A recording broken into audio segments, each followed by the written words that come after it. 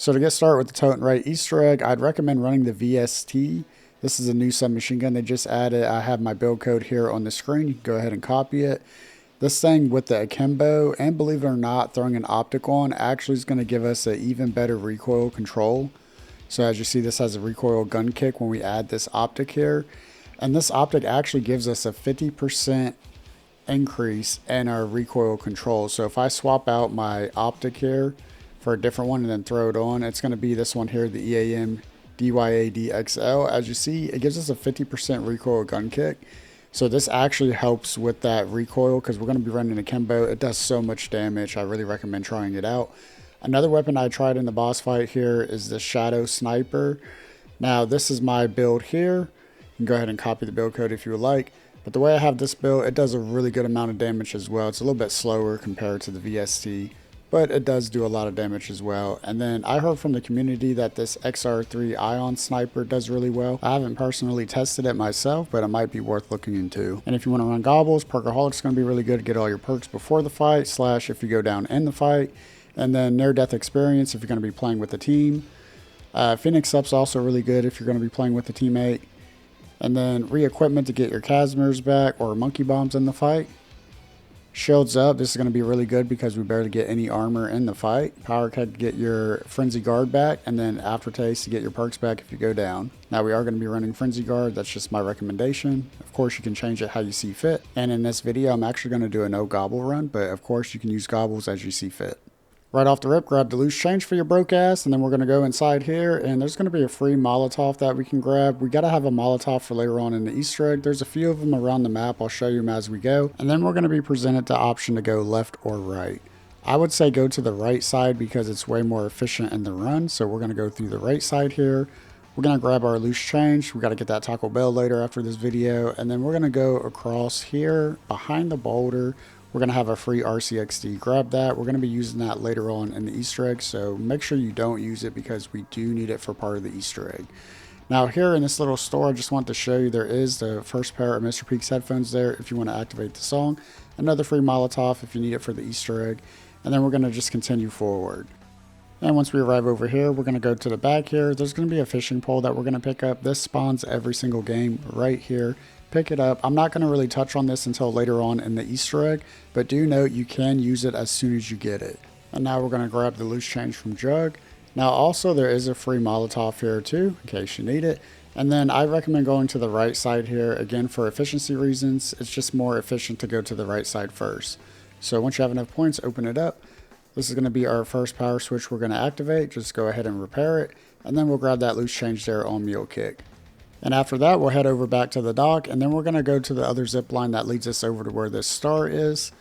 Once we arrive over here, we're going to go ahead and shoot the gate off the wall here, and then we're going to throw our RCXD and just drive it through the wall. Now, I recommend going very slow here so you don't mess this up. Kind of line it up to the right and then do your boost. You should be able to clear the jump very easily, and then go ahead and blow that up. Once we blow that up, go in here, and then you can activate the second power line here. And then there is a second pair of Mr. Peaks headphones as well in this room that I wanted to show you in case you want to do that song. It's going to be right here. And then this is where we need the Molotov. So if you don't have a Molotov, you can go craft one or just go get one of the 3 ones that I showed you. It's going to unfreeze the line, and then we're going to be able to access that for later on. Grab your loose change. And then we'll go through here, and then we're going to go into Tyr's head here. So go ahead and activate that. Once we're in, activate the switch and then turn around. We're going to follow the corpse and whichever tube it goes, it's randomized. Once you do, you're going to get this admin key card. And now we're going to head back to where Jug is. Down below Jug to the left, there's going to be this room that is now accessible because we blew it up with the RCXD. There's going to be this little puzzle. It's actually very simple. I'm going to walk you through it. So in your game, there's going to be these biohazard symbols, the yellow symbols here that I have marked by the red arrows. This is going to be randomized every single game, but it's a very simple puzzle to understand. We're just going to match up the letters with the numbers here. So 1 is always going to be A, 2 B, 3 C, 4 D, and 5 as E. Now that never changes. The only thing that changes in your game is where those biohazard symbols are going to be located. So in my game, as you see here, I have 1 and I have 5. So that's going to correlate to letters A and E. And once we know what our letters are, we can go on to the next step. And now that we have our code, go around the room. There's going to be these jars of heads that have letters on them. The letters will be different each game, but the locations of these heads will always be the same. What we want to do is find both the heads that have our combination, set it on this machine here, and then this is going to give us this purple liquid. What we want to do then is go right here and interact with the body here. It's going to disintegrate the body and give us our necro spike. And now that we have the necro spike, we can go ahead and lockpick the door in front of us. So once you do this, you just got to move your mouse or your analog stick a little bit at a time until you get a white outline on each one of these locks. Once you do so, just hold it in place there and it'll unlock it. And then this is going to be one of 3 of the uranium that we need to gather. From here, we're just going to follow the story prompt to go ahead and unlock the door.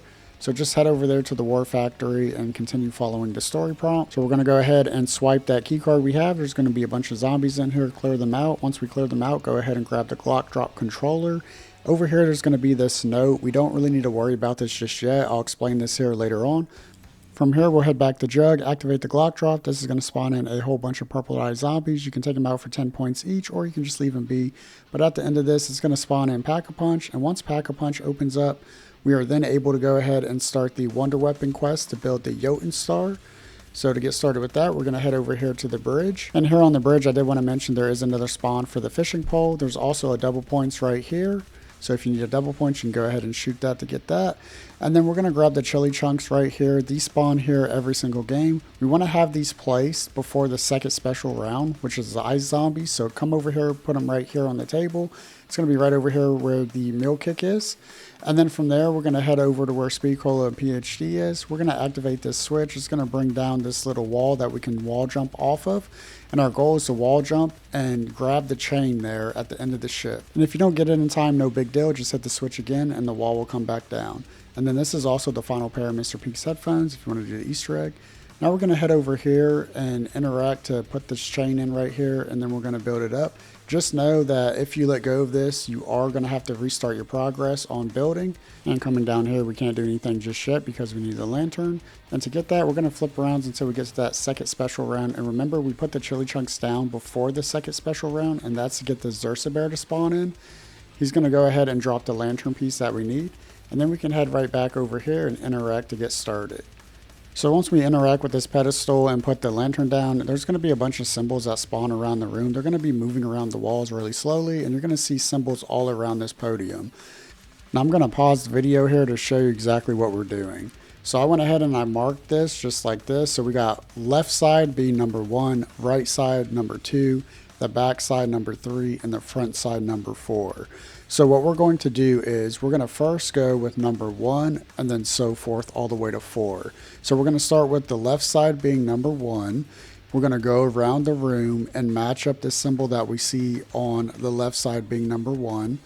Once we interact with that symbol on the wall, we're then going to go to number 2, which is going to be the right side. Find that symbol on the wall, interact with it, and then we'll go do number 3, find it on the wall, interact. And then the final symbol will be number 4, which is the one that's facing us when we come down the steps.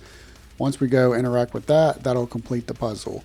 Now this is the same order every single game you play. It's always going to be left side first, right side second, back side third, and then the front side fourth. Now the symbols are going to be different every game you play, but that is the order that we're going to interact with these symbols on the wall. And if you input the wrong symbol at any time, it's not a big deal. It's just going to despawn all the symbols on the wall, and then you got to interact with the lantern again, which you can do on the same round too. You can do this multiple times in a round if you mess up. It's going to spawn the symbols all on the wall again, and then you're actually going to get new symbols around the pedestal, so keep that in mind. So for me, in my game, the first symbol is the boat. The second symbol is going to be this horse. The third symbol, again on the back side, is number 3, is going to be this fist. And then the final symbol, number 4, which is right here where the steps are. I got like this little lightning bolt wolf head. I'll go ahead and activate that. And then once you input all of them correctly, you're going to get Astrid spawning into the map. She's going to do a little audio. And then you're just going to follow her up the top here. And you just keep walking up to her. She's just going to keep teleporting all the way back over here. Once she gets here, this is going to be one of 2 soul box steps. It's going to be a bunch of these ice zombies that spawn in, so do be careful with that, because if they group up together, they can do this ice wind attack that'll do a lot of damage. But essentially, you're just going to sack a bunch of those ice zombies, And then once you do, you're just going to keep following her on the path here. She's just going to keep talking a little bit here and there. And then eventually she's going to end up right over here on this dock area here. And then this is going to be the second soul box. So once you finish that out, she's then going to spawn in all these little islands. It's a little jump puzzle. It's really not that hard. If you do jump off, you're just going to take a little bit of damage and it'll just respawn you back on one of these rocks. So just make your way across there to the lighthouse. And then once you get in here, you're going to go and grab this crowbar. That's there every single game, so make sure you grab that. And from here, we're just going to wait for the platforms to spawn in. Now, there's a cheeky way to actually skip some of this jump puzzle. I'm going to show you how. You can just wall run off the lighthouse and then mantle onto the rock here. If you do so, you'll actually be able to skip a lot of this, and then you can just make your way across. If not, you have to go all the way through here just like so to make it up here. So yeah, either way you do it is fine. You just want to make your way all the way to the top here. And then once we get to the top, we're going to interact with this ladder. We're going to be in this room for about 35 seconds, but as soon as you grab the Jotun Star, it's going to kick you out, and that does replace your melee weapon. And now that we have the Jotun Star, we can go on to the fishing step of the Easter egg. So there's going to be 11 fishing spots around the map. And one of these fishing spots, we're going to see a green fish flopping out of the water. Now I'm going to run through all the fishing spots with you guys so you can kind of see what we got. But also I wanted to mention at any point in the Easter egg, like I said earlier, you can fish and you can sometimes get Glock drops or other things like RCXDs in case you need one of those. But anyways, here's the second fishing spot here. Again, I'm going to run through all of these. There's 11 of them total. And what we're looking for is a green fish flopping out of the water. And this green fish does not spawn until you have the wonder weapon and you've went one round after obtaining the wonder weapon. But so yeah, these are all the locations on the map. Again, I'm just going to run through all of them with you guys really quick.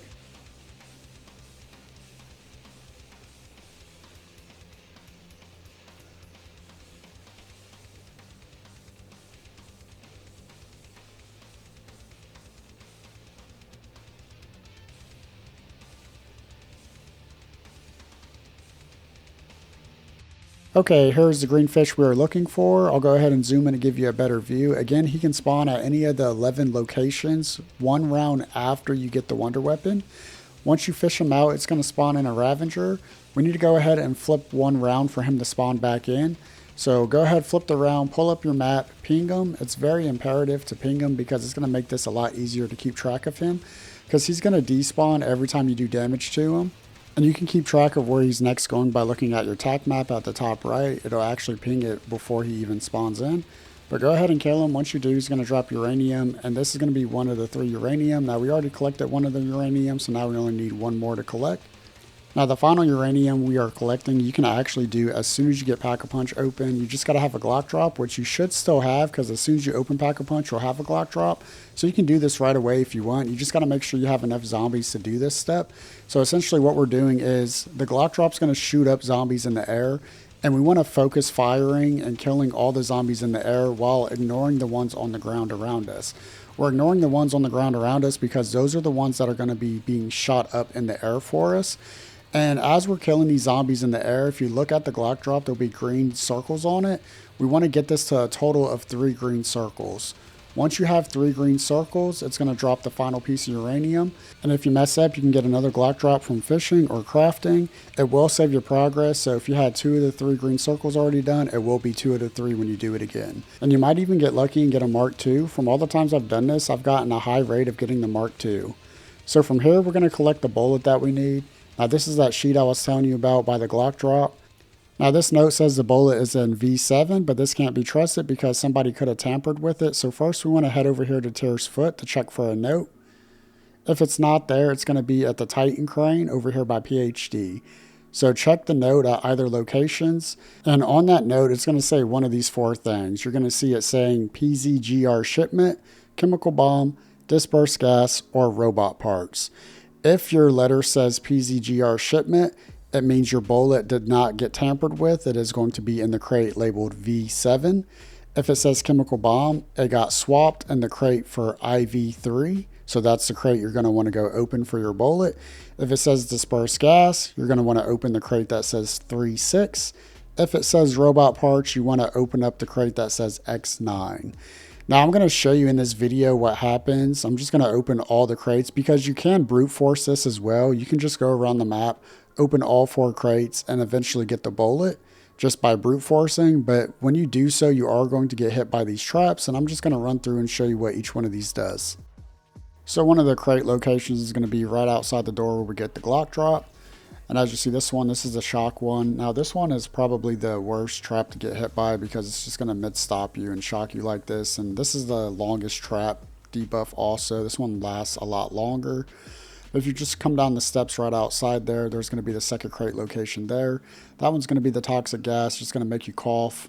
And you're just going to wave your hand like that, slows you down a little bit. And then the third crate is going to be right here. This is right where Speed Cola and PhD is. It's just on the back side on the ground. And then that's the round that we're looking for there. So go ahead and pick that up. And then the final crate is going to be over here where Melee Macchiato is. It's straight back in the corner here. Now this one's going to actually end up activating the hallucinogenic one. Again, this is randomized every game, but you can just use my cheat sheet so you know which crates to avoid, and that way you just get your flakjack right off the rip. Now that you have that flakjack round, you want to come over here, insert it into the back of this cannon here, and then melee it with your wonder weapon. It's going to shoot it off. And then we're going to head right back over here to spawn. We're going to interact with the robot over here. Now I do want you to know while you're doing this, you can let off of this and it is going to save your progress for you. So if you start getting swarmed by zombies, you can just let off, come back. Your progress will be saved on however far along you had with the search. So that's going to drop us a bunch of salvage and a transmitter. With that transmitter, go up to tier and replace it. So now we're going to do this light puzzle in which a left and right light blink together for our code. Now I'm going to slow the footage down here. We're going to count 1, 2. So my first code is going to be 1, 2. The left light blinked once, the right light blinked twice. There's going to be a brief intermission where there's no lights blinking, and then the second code is going to start. And so then we'll count that one as well. 1, 2, 3, 4,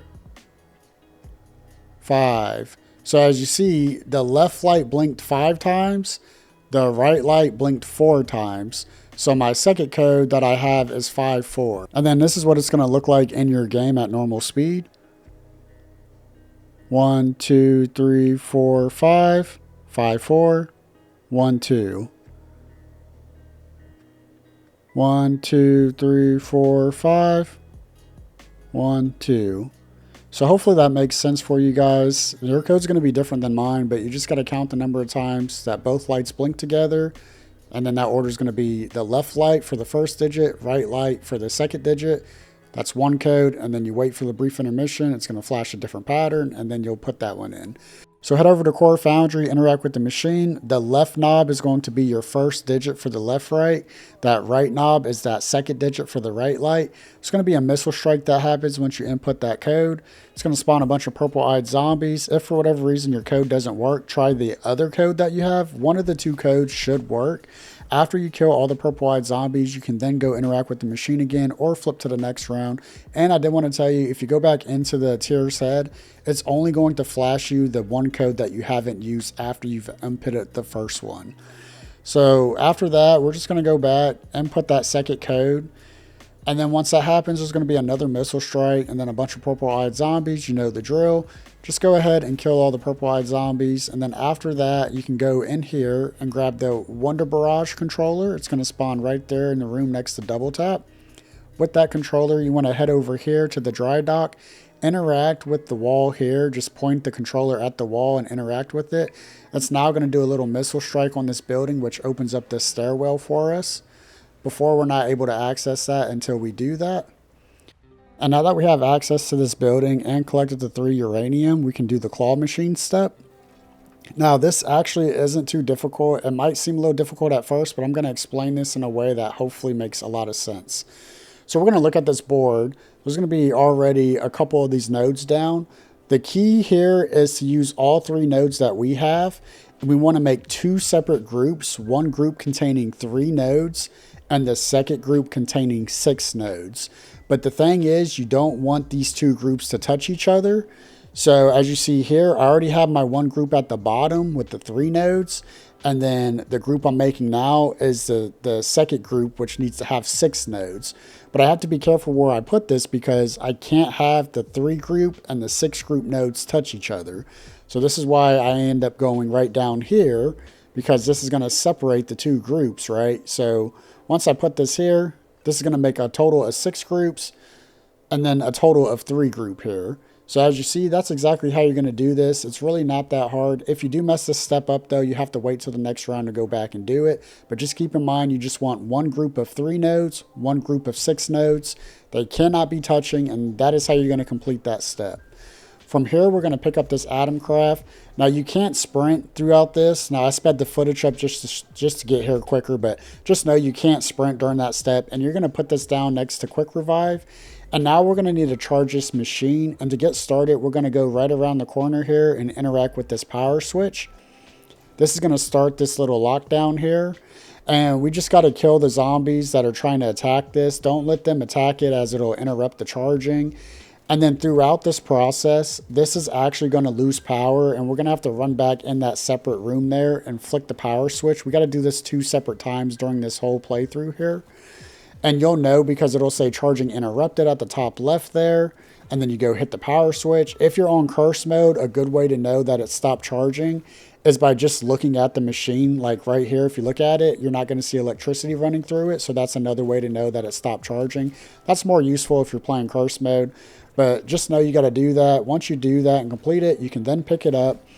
And again, you cannot sprint. But I'm just speeding up this footage. You're going to have these ice walls that pop up that will do a little bit of damage and just knock you back into the zombies. You're just going to follow the path to get to the bridge. And then again, just break all those ice walls. It's not a big deal. Put the canister down on this barrel. There's going to be a slight little cinematic that happens here, but the zombies can still attack you during that. After that, go around the corner at the bottom of the bridge. It's going to be where the tier foot entrance is to pick up that shard. Head over here to the church, grab this disciple injection. This spawns every game. We do need it for the Easter egg. If you don't have a disciple injection, you can try to fish one out or use the crafting table. Now inside this church here, we're going to put the meat down and then make sure you hit it with your wonder weapon to light the bonfire blue. And then at this point, make sure you have a few zombies. We're going to go into the disciple injection and we're going to throw a total of 5 to 6 of these zombies at the bonfire.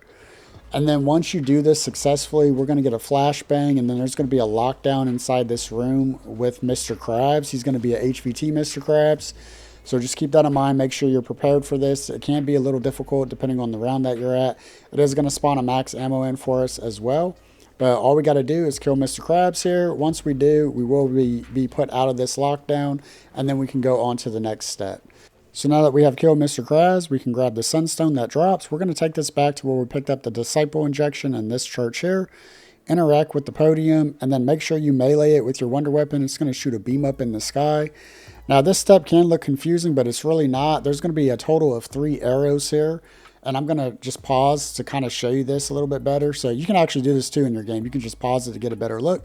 But what we're going to be doing is looking for the arrow heads that are pointing at the different symbols on the clock here. So this is a whole arrow, this is a whole arrow, and this is a whole arrow. So there's going to be a total of 3 arrows. But again, we're just going to be looking for where the arrowhead, the point, is pointing at. And then we need to look at each one of those arrows and count the number of tally marks that are on the arrow itself. So for example here, we have 1 tally mark. So this is going to be our first symbol, this M. We have this symbol here that has 2 tally marks, and then this symbol here that has 3 tally marks. So that's the order in which we're going to go around the map and find these symbols floating in the air and input them. And to input these codes, do a charge shot at the bonfire in the given order that you had. And then you're just going to rinse and repeat this for the other 2 bonfires to light them. And then to charge your weapon up, you get 5 kills. In case you didn't know, it's just 5 zombie kills that'll charge it up. Once you do all 3, you'll be ready to go to boss fight. But just know, if you mess this up, you'll get new symbols and we'll have to restart. And now that we have successfully did the clock step, we are able to go into boss fight. And to do so, you just go into Tier's head, and then you just interact with the machine to go into boss. Now, before we do this, there are a couple things you want to keep in mind. You are not able to take any extra armor plates into this boss fight. If you buy armor plates to go into it, it is going to take it away. which honestly is such a L. I don't know why they do that. I think it's just an artificial way to make this boss fight a little bit more challenging. You do get armor plates from these crystal heads that you're going to be destroying, but other than that, the armor plates you get are very, very scarce.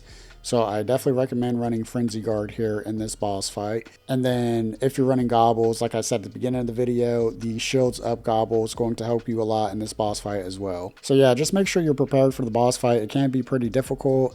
Recommend having your Pack 3 weapon, gold rarity, maybe put the Fireworks AAT on. That's what I use. It does a pretty good AoE effect to keep the zombies at bay. Frag grenades work really well against the ice heads that we're going to be fighting, and the war machine as well. That'll take these ice heads down too. So frag grenades, war machine are very beneficial in this fight. I recommend getting those at the crafting table before you go in. Casimirs as well to help kind of keep the zombies at bay. And then make sure you have your self-revive and all your perks that you're going to be taking as well. And with all that being said, we are now going to go into boss fight, and I'm going to show you the different phases and how to go ahead and complete this Easter egg. If you don't want to see the boss fight, you can go ahead and click off the video now. I don't want to spoil it. So this is your warning before we go in. I'll give you about another 3 seconds. All right, boss fight time. So loading into the boss fight, we're going to have Tyr fighting Dravakar, and it's actually a really cool cinematic here in which they're just brawling, going back and forth. And what we need to do is just run around until Tyr opens up the crit spot on Dravakar, and then we can go ahead and do that damage.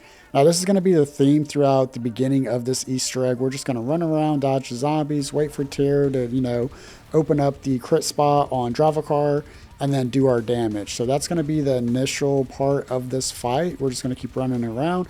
And then eventually we're going to get to a part where he knocks Tyr down, and then Dravakar is going to do this red circle around the map. You want to get away from that red circle. You do not want to be in it.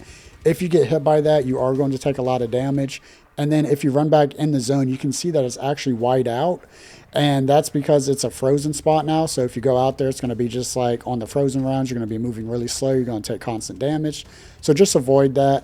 And then what I recommend doing is just, using your wonder weapon, killing all the frost zombies, breaking the ice crystals as we're waiting for Tyr to open up that crit spot again for us. And then once he does, you can go ahead and start hitting that crit spot again. Now this is what that snipe I was talking about, the shadow snipe. I go back and forth between that and my SMG here. But essentially, this is what you're going to do throughout the fight. They're going to be fighting, you're going to wait, and then eventually you're going to get to this part where Dravakar is in the background. He's going to be knocking Tyr down. He's going to be invincible. He has like that immune bar. He's going to come up into the screen and say like he's just so mad because, you hurt his feelings. And then basically what's going to happen here is he's going to spawn these ice crystal heads. And these ice crystal heads can't be damaged until you throw a grenade into their mouth, hit them with the war machine, or use a charge shot on your wonder weapon to bring it down. Once you do, you can lay into it. Like this VST build that I was showing you, as you see, you can actually just completely destroy him in one mag. That's usually not the case if you're using other builds. It usually takes a few times of like throwing grenades into his mouth or shooting him with the war machine, yada yada, to bring him down. But also know when you get close to that ice head, he will shoot up a bunch of ice walls that'll do a lot of damage. So just keep that in mind when you try to get a little bit closer. And then after you destroy that first ice head, he's going to go ahead and do this ice beam on the map. So make sure you're out of that area. Again, you don't want to be in that area. His crit spot's going to open up, so you can go ahead and start doing your crit damage again. And then eventually he's also going to do this where he starts shooting out all these rocks, and there's different patterns here. But what you can do is you can actually just go behind these different rocks on the map and kind of just crouch behind them to use them as cover. And then you can just use them as cover here and get all the crit damage going. Usually there's not a lot of zombies that are spawning in right here when he's doing this, so keep that in mind too. You usually won't have that much of a hard time doing it. As you see, he's doing this ice charge again. So what I want to do is move out of the way. Again, you don't want to be caught in between that because it will do a lot of damage. And then, as you see here to the right, there are these traps around the map. Now, these are the flame wheel traps.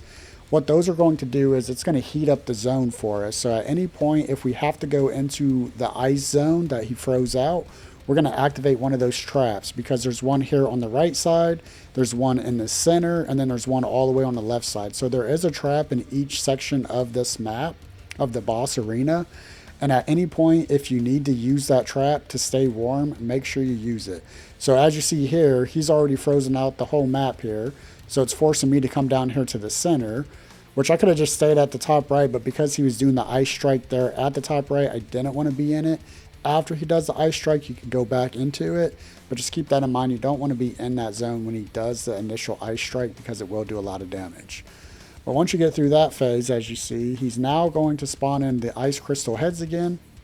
Very easy to take him out though. Like I said, with this build I'm showing you, this thing actually shreds so fast.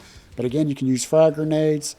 Oh, I do want to mention too, when you destroy these ice heads, they do drop some ammo and armor plates. As far as I know, this is really the most consistent way to get armor plates is when you kill these ice heads. If you have scavenger on, you might get some armor plates dropping from zombies that you kill. But in my experience, it's very rare to get anything to drop. So yeah, but look at this. This is insane. This VST literally one mags these ice heads so fast. It's so good. Trust me, when you go into this, you're most likely going to want to do that build that I'm showing, because you're going to go in and try some other builds and be like, damn, this shit just isn't dying. But that VST build you've seen, I'm telling you guys, it is so good. But anyways, you're just going to rinse and repeat, doing the same thing pretty much throughout the whole fight. And then once we get to the very last phase, that's where things are going to change a little bit here. And when doing so, what's going to happen is he's actually going to force you into the center part right in front of him. As you see, he throws up all these ice walls. Now, you can't leave this zone at all. You're stuck here in the middle. And this is where you really just got to lock in. He's going to be shooting all these arrows at you. You really just got to try to lock in and get this done. When he shoots these ones here, you can go completely prone. There's a way to dodge these different ones. Like when there's the arrow shooting up, those ones track you, so you got to just keep moving and try to dodge. These ones low to the ground, you go prone to dodge. The H ones aren't too bad. You can kind of just move around and just dodge them. See, these ones are a little bit slower to dodge. I think the arrow ones are probably the hardest to dodge because those ones literally track you. But the H-shaped ones go all over. The ones that are low to the ground, you just go prone. And then you'll know you killed him once he does this little growl thing. He steps back. I'm just still shooting him just because, you know, LOL. And yeah, that's the whole boss fight. So hopefully you found this video helpful. If you did, consider dropping a like and subbing to the channel. GG's on beating the Easter egg yourself. I know you're going to do it on your first tee. And with that being said, I hope to catch you around on the next one. As always, peace and prosper. Much love. We'll see you on the next one. Late.